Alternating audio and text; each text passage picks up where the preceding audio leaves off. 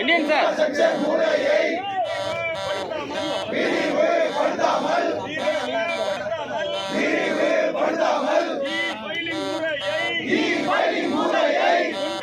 கொண்டு வந்ததை வன்மையாக கண்டிக்கின்றோம்.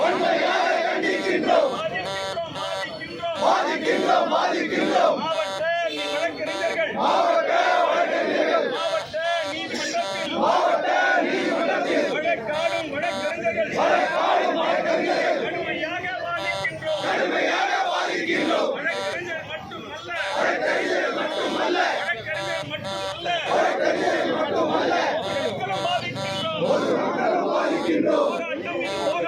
போராட்டம் இது போராட்டம் பொதுமக்களுக்கான போராட்டம் சட்டத்துறை வாதிக்கிறது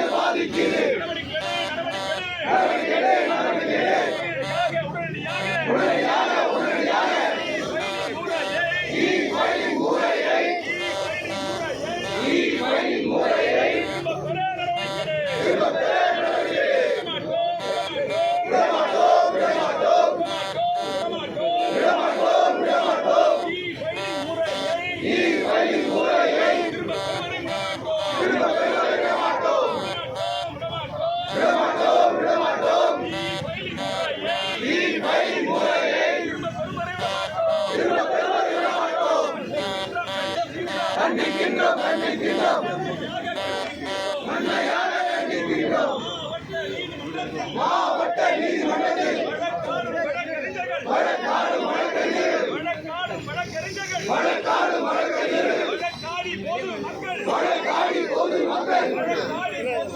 வழக்காடி பொதுமக்கள்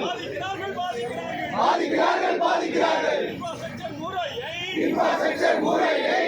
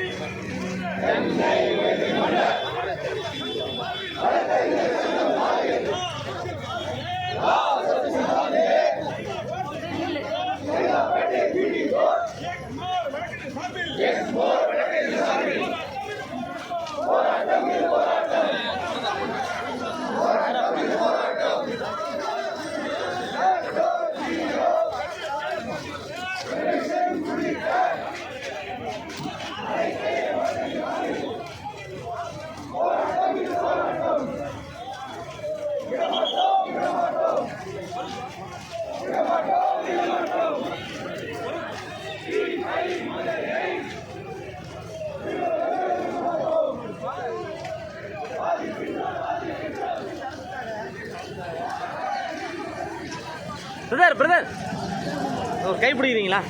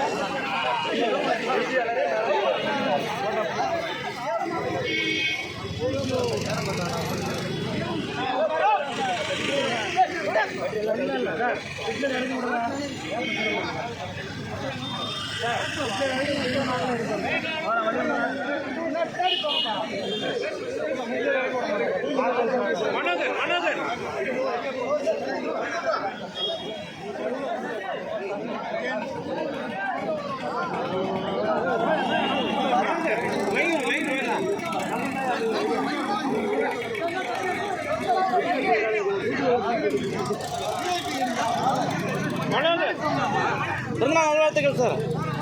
பிறந்தநாள் நல்வாழ்த்துக்கள்.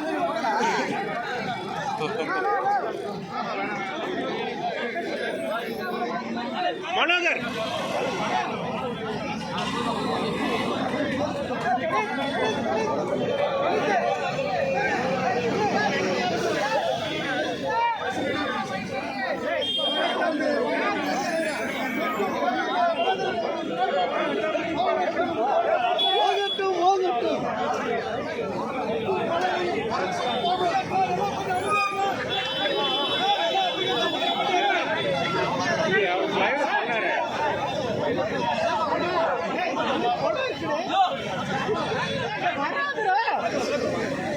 நான் நினைக்கிறேன்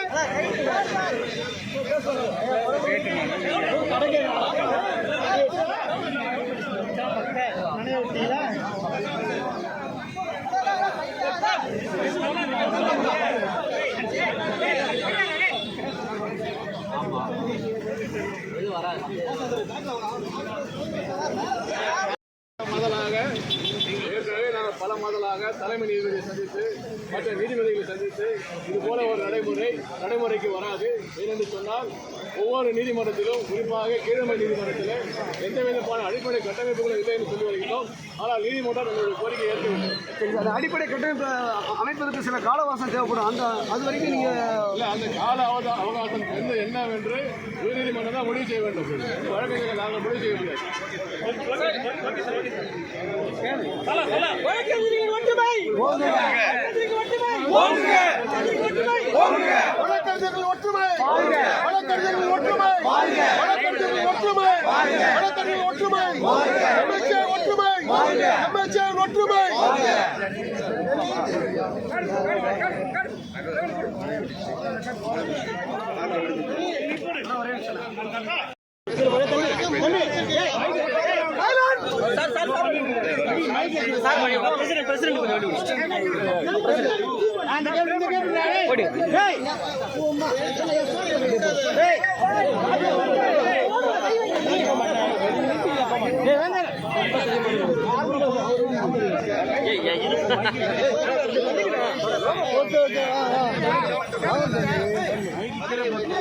கட்டி போறாங்க.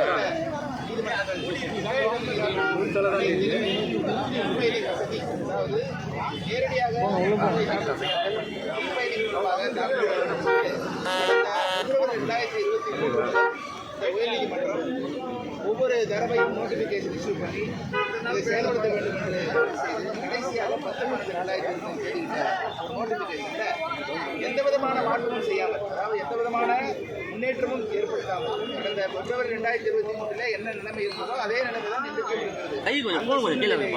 வழக்கறிஞர்கள் குறிப்பாக கிரிமினல் சைடில் பிராக்டிஸ் பண்ண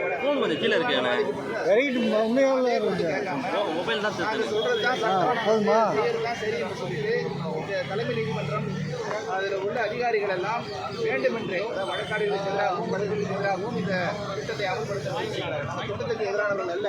இ-ஃபைலிங் செய்து கொள்ளலாம், நாங்கள் தவறு செய்யவில்லை. இங்கே ஒரு இ-ஃபைலிங் பண்ணுறோம்னாக்கா முதல்ல ஹைகோர்ட்டுக்குள்ள கவர் எடுக்கிறாங்க. உங்கள் எல்லாருக்கும் தெரியும். கவர் எடுக்காத சூழ்நிலையில் ஒரு செல்ஃபோனிலோ ஒரு லேப்டாப் மூலமாக எப்படி ஒரு இ-ஃபைல் பண்ண முடியும்.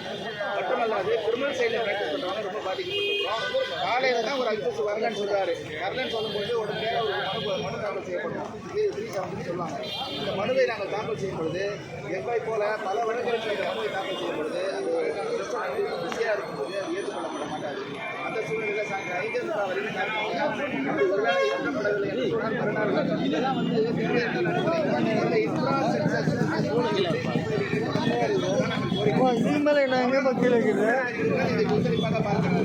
ஏன் இவர்கள் எதிர்க்கிறார்கள் என்ற ஒரு சின்ன ஒரு ஆராய்ச்சி கூட செய்யாமல் தொடர்ந்து அதே நிலையை செயல்படுத்துவதற்கு ஏற்றுக்கொள்ளக்கூடியதல்ல. இன்றைக்கு சென்னை உயர்நீதிமன்ற வழக்கு தலைவர் மாவட்டத்தில் பெரிய ஆர்ப்பாட்டம் நடந்தது. அதில் எல்லா வழக்குகளும் முறையில் law association, GD court association, Egmore association, விமலாயர் அசோசியேஷன், விமலாயர் அசோசியேஷன் நீதிமன்றத்தில் புறக்கணித்துவிட்டு உண்ணாவிரதம் உட்கார்ந்திருக்கிறார்கள். இவர்களெல்லாம் ஏன் உட்கார்ந்திருக்கிறார்கள் என்று தலைமை நீதிபதி கண்டிப்பாக கேட்க வேண்டும். கேட்கும்போது தான் அவருக்கு தெளிவுபடுத்தப்படும்.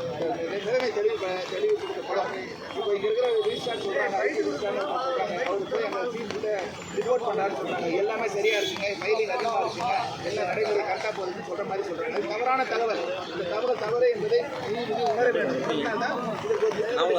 அதனால்தான் ஏன் அவர்கள் சாகுமுறை உண்ணாவிரதம் இருக்கிறது என்று ஒரு தலைமை நீதிமன்றம் கேட்க வேண்டும். கேட்டால்தான் அதற்கு விடை கிடைக்கும். அதனால்தான் இன்றைக்கு சென்னை உயர்நீதிமன்றம் நீதிமன்ற புறக்கணிப்பின்றி இந்த போராட்டத்தை ஈடுபட்டுள்ளார்கள். எனவே நீதிமன்ற புறக்கணிப்பாக வாய்ப்பு இருக்கு என்று தலைமை நீதிமன்றம் உணர வேண்டும்.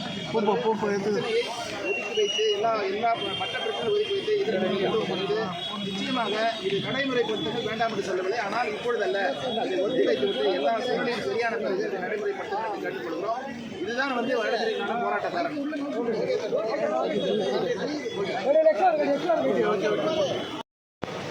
மழை நினைக்கிறாரு Hey, hey,